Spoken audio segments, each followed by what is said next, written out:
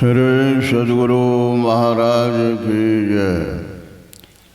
बोलिए श्री सद्गुरु महाराज की जय। जोर से बोलिए श्री सद्गुरु महाराज की जय।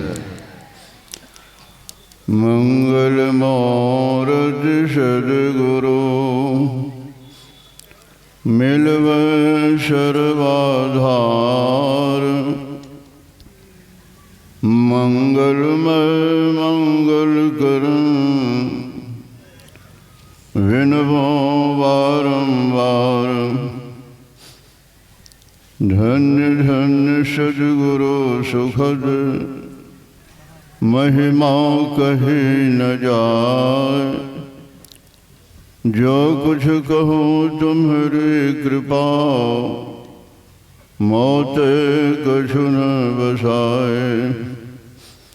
जो कुछ कहूँ तुम्हारी कृपा मोते कछु न बसाए। अव्यक्त रूप में परमाराज श्री सद्गुरु महाराज के चरण कमल में कोटि नमन।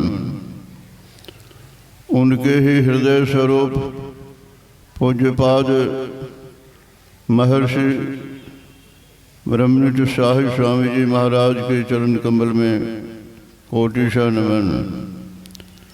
उनके ही अनुगामी, उनके ही कृपा पात्र अपने निवास में स्थित पूज्य परम पूज्य स्वामी ब्रह्मनिष्ठ महर्षि चतुरानंद जी महाराज के पाद पद्मों में कोटि से नमन। मंच पर बैठे हुए जितने भी संत समाज हैं सबों को मेरा प्रणाम। और पंडाल में जितने भी हमारे भाई बंधु बहन हैं सबों को मेरा प्रणाम। अभी आप लोगों ने रामचरितमानस सार सटीक से सप्तम सोपान से पाठ में सुना भगवान राम की वाणी को। भगवान राम अयोध्यावासी के लोगों को समझा रहे हैं कि हे अयोध्यावासी के लोगों, यह मानव तन जो आप लोगों को मिला है कोई सरल ढंग से नहीं, सरलता से नहीं, आसानी से नहीं, या बड़ी कठिनाई से यह मानव शरीर मिला है। 84 लाख प्रकार के योनियों को पार करके मिला है। यह बड़ा भाग्यवान यह शरीर है। बड़े भाग मानुष तन पावा, सुर दुर्लभ सदग्रंथ ही गावा। ऐसा भी कहा कि यह मानव शरीर बड़े भाग से मिला है। क्यों कहा बड़े भाग? इसलिए कहा हमारे जितने भी जोनियाँ हैं, कुत्ता बिल्ली बाघ सिंह कीट पतंग, जितने भी जोनियाँ हैं, उस जोनियों से हम परमात्मा का दर्शन नहीं कर सकते हैं, मोक्ष नहीं मिल सकता है। क्यों? तो उन सब को जो है सो साधन करने की कला नहीं है, साधन करने का ज्ञान नहीं है, कर नहीं सकता है। इसलिए वह ईश्वर का दर्शन नहीं कर सकता है और मोक्ष नहीं मिलेगा, छुट्टी नहीं मिलेगी। किसे छुट्टी? ये 84 लाख प्रकार के जन्म से छुट्टी। क्यों छुट्टी चाहते हैं? इसलिए इस 84 लाख जोनि में बहुत दुख भोगना पड़ता है। जन्मत मरत दूसरा दुख सहो, जन्मने मरने में काफ़ी दुख सहन करना पड़ता है। इसलिए कहते हैं इसे छुट्टी पाना चाहते हो, सदा एक रस में रहना चाहते हो, तो वह मोक्ष धाम भी एक मोक्ष धाम है, जहाँ जा कर के सदा के लिए तुम सुखी रहोगे, और वह परमात्मा की प्राप्ति से। इसलिए कहा यह बड़े भाग मानुष तन पावा, बड़े भाग से मनुष्य शरीर मिलता है। और हमारे पूज्य साहिब स्वामी जी महाराज की वाणी में है, प्रभु ने मानुष जन्म तुमको कैसा दिया, सोच रे मन इसे पा भला क्या किया। प्रभु ने मानुष जन्म तुमको कैसा दिया, सोच रे मनुष्य पा भला क्या किया।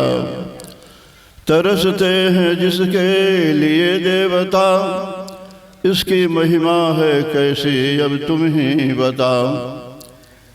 हाय ऐसा अमोलक रतन खो दिया, सोच रे मनुष्य पा भला क्या किया। सोच रे मनुष्य पा भला क्या किया। प्रभु ने मानुष जन्म तुमको कैसा दिया, सोच रे मनुष्य पा भला क्या किया। ये मानव तन भव सिंधु पे से तू है, वो सदानंद पाने का भी हेतु है। ये मानव तन मानो भव सिंधु पे से तू है, वो सदानंद पाने का भी हेतु है। इसे विषयों के पीछे बेरत कर दिया, सोच रे मनुष्य पा भला क्या किया। प्रभु ने मानुष जन्म तुमको कैसा दिया, सोच रे मनुष्य पा भला क्या किया। जो गया बीत दिन सो गया बीत ही, ये बचा भी न जाए उसी रीत ही। इसके बचाने का यदि सुजत न किया, सोच रे मनुष्य पा भला क्या किया। सोच रे मनुष्य पा भला क्या किया। प्रभु ने मानुष जन्म तुमको कैसा दिया, सोच रे मनुष्य पा भला क्या किया। पंच विषयों से निज को लिया मोरना, पंच पापों को जिसने दिया छोड़ना। गुरु युक्ति से भक्ति साही न किया, सोच रे मनुष्य पा भला क्या किया। प्रभु ने मानुष जन्म तुमको कैसा दिया, सोच रे मनुष्य पा भला क्या किया। जरा इस पर हम लोग विचार करते हैं कि यह प्रभु ने मानव जन्म को कैसा दिया। ऐसे मानव शरीर को पा करके हम लोग भला क्या कर रहे हैं। ऐसे मानव शरीर को पाकर हम लोग विषयों में अपने मन को लगाते रहते हैं, दिन रात एक बार भी प्रभु का चिंतन नहीं करते हैं, है ना। कहा इस मानव शरीर के लिए देवता भी ललायित हैं, है ना। दुर्लभ मानव जन्म है देना बारंबार, तरवर जो पत्ता झरे बहुरी लागे डार। जैसे पेड़ से गाछ से पत्ता गिर जाने के बाद उन पत्तों को पैर में जुटना कठिन होता है, वैसे यदि एक बार यह मानव शरीर चला जाएगा तो कहा फिर मानव शरीर बड़ा पाना कठिन है, बड़ा कठिन है। जन्मत मरत दुसह दुख हो, जन्मने मरने में काफ़ी दुख सहन करना पड़ता है। यानी 84 लाख प्रकार के जोनी में हम जन्मते रहेंगे, मरते रहेंगे। इसलिए कहा बड़े भाग से मानव शरीर मिला है। इस बार यदि अब की पासा ना पड़ी तो फिर 84 जाए। यदि इस बार हम मनुष्य शरीर पा करके भक्ति नहीं करेंगे, मोक्ष की कुर्सी को प्राप्त नहीं करेंगे, या अरे इस मानव शरीर में यदि मोक्ष नहीं मिला तो कोई हानि में नहीं जाइएगा, बल्कि भक्ति बीज बिन से ना है जो जुग जाए अनंत। ऊंच नीच घर जन्म ले तो संत के संत, इसका नाश नहीं होता है। जो भक्ति बीज यानी भक्ति में लग गया, भक्ति को प्रारंभ कर दिया जो गुरु युक्ति से, तो कहा वह नीचे जोनी में नहीं जाएगा। बार बार स्वर्ग और मनुष्य, स्वर्ग और मनुष्य यानी सात्विक स्वर्ग, तामसी स्वर्ग नहीं। तामसी स्वर्ग दो तरह के होते हैं, तामसी और सात्विक। जैसे अमीर दो तरह के होते हैं, सात्विक और तामसी। तामसी अमीर के पास जाइएगा तो वो साधु को रहने नहीं देता है, चोर चंडाल शराबी सबका वासा होता है। और सात्विक अमीर के पास चोर चंडाल नहीं जा सकता है, वो जा नहीं सकता है वहाँ। इसलिए वो तामसी भक्ति करने वाले का तामसी स्वर्ग जाएगा और वहाँ से फिर कहाँ आएगा, सीधे नरक में जाएगा। पुण्य छीन सोई देव, स्वर्ग से नरक में जावे। पुण्य जहाँ खत्म हुआ थोड़ा सा वो नरक में चला जाता है।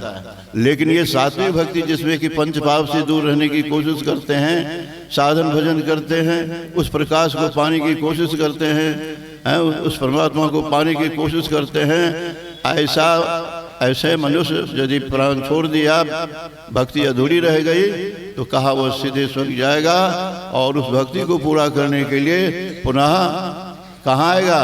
सुचिनांग श्रीमतांग योग भ्रष्टा भी जाते, पवित्र धनवान के घर में उसका जन्म होगा, है ना। और फिर तब तक जन्म होते रहेगा पवित्र धनवान के घर, जब तक कि वो मोक्ष नहीं प्राप्त कर लेता है। मनुष्य शरीर में रह करके जब तक वो ईश्वर का दर्शन नहीं कर लेता है, तब तक उसको बार बार मनुष्य और स्वर्ग मिलता रहेगा, है ना। इसलिए कहा यह मानव शरीर बड़ा भाग से मिला है। ये संसार सागर को पार करने के लिए सेतु है, पुल है।